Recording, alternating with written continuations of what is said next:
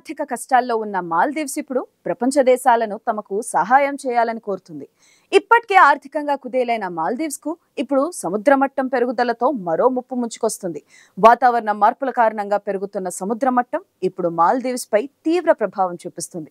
దీంతో తమను తాము రక్షించుకోవాలంటే ధనిక దేశాల సహాయం అవసరమంటూ మాల్దీవ్స్ అధ్యక్షుడు కోరారు.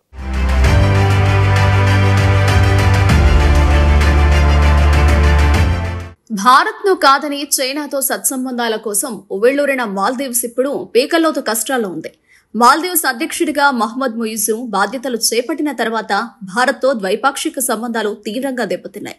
మోదీ లక్షద్వీప్లో పర్యటించిన అనంతరం ఆ దేశ మంత్రులు నోరుపారేసుకున్నారు. దీంతో బాయ్కాట్ మాల్దీవ్స్ ఉద్యమం ఊపందుకుంది. ఒకప్పుడు మాల్దీవ్స్ కు భారత్ నుంచి అత్యధిక స్థాయిలో పర్యాటకులు వెళ్లేవారు. హాలిడే డెస్టినేషన్ గా భారతీయులు మాల్దీవ్స్ ను చూసేవారు.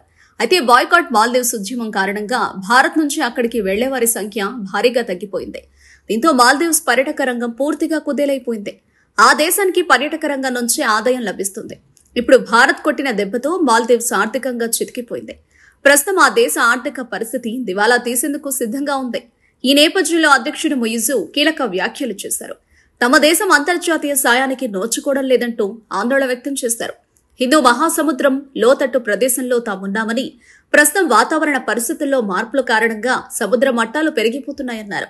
సముద్ర మట్టం పెరుగుదల నుంచి తమ దేశాన్ని రక్షించుకునేందుకు ప్రపంచ దేశాలు ముందుకు రావాలని, అంతర్జాతీయ నిధులు సమకూర్చాలంటూ ముయిజు కోరారు. మాల్దీవుల నుంచి కేవలం 0.003% ఉద్గారాలు మాత్రమే విడుదలవుతున్నాయని, కానీ వాతావరణ మార్పుల కారణంగా నష్టపోతున్నది తామేనన్నారు. పర్యావరణ సంక్షోభం, ప్రకృతి విపత్తులు వంటివి సంభవించిన సమయంలో నష్టపోతున్న దేశాల్లో మొదటి స్థానంలో మాల్దీవ్స్ ఉంటోందని ఆయన ఆవేదన వ్యక్తం చేశారు. మానవతా దృక్పథంతో ధనిక దేశాలన్నీ తమకు సాయం చేసి మాల్దీవ్ లాంటి దేశాలను ఆదుకోవాలని ఆయన కోరారు.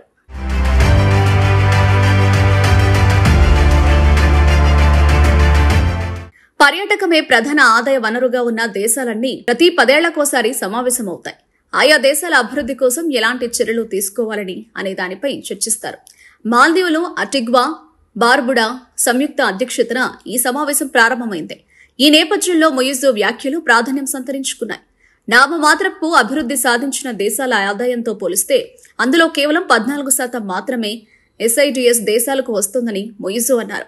కానీ ప్రపంచ ద్రవ్యనిధి లెక్కల ప్రకారం మాల్దీవుల తలసరి GDP Chile, Mexico, Malaysia, China తలసరి జీడీపీ కంటే ఎక్కువగా ఉంది. సముద్ర మట్టాల పెరుగుదల కారణంగా తమకు వస్తున్న కష్టాల నుంచి గట్టెక్కాలంటే తమకు $500 మిలియన్ నిధి అవసరం ఉందని ముయిజు తెలిపారు. ధనిక దేశాలు తమకు సహాయం చేయకపోతే అది తమ దేశానికి భారంగా మారుతుందన్నారు.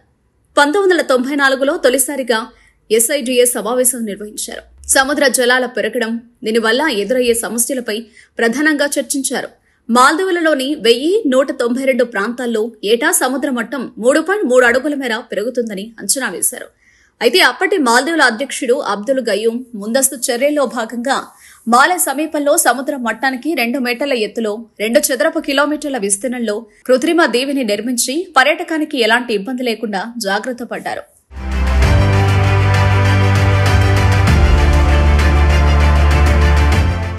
గతేడాది మాల్దీవ్స్ అధ్యక్షుడిగా బాధ్యతలు చేపట్టిన ముయిజు సముద్ర మట్టం పెరుగుదలపై ఆందోళన వ్యక్తం చేశారు.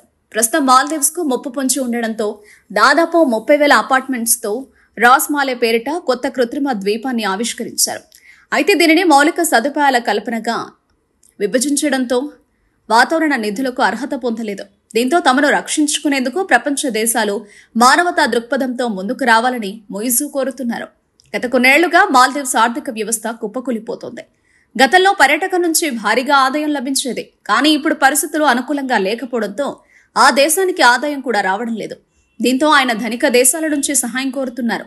ఇదిలా ఉండగా ముయిజు అధ్యక్ష బాధ్యతలు చేపట్టిన తర్వాత భారత్ను కాదని చైనాకు అనుకూలంగా వ్యవహరించారు. భారత సైన్యాన్ని తమ దేశం నుంచి వెళ్లిపోవాలని ఆదేశాలు జారీ చేయడం, భారత కంపెనీలకు అప్పగించిన కాంట్రాక్టులను రద్దు చేసి చైనా సంస్థలకు కట్టబెట్టారు. అయితే ఇప్పుడు అదే భారత్ నుంచి మాల్దీవ్స్ సాయం కోరుతోంది. ఇప్పటికే 2 దేశాల మధ్య ద్వైపాక్షిక సంబంధాలు దెబ్బతిన్నా భారత్ మాల్దీవ్స్ కు సహాయం చేస్తుంది. తాజాగా ముయిజు చేసిన విజ్ఞప్తికి భారత్ ఏ విధంగా స్పందిస్తుందో వేచి చూడాలి.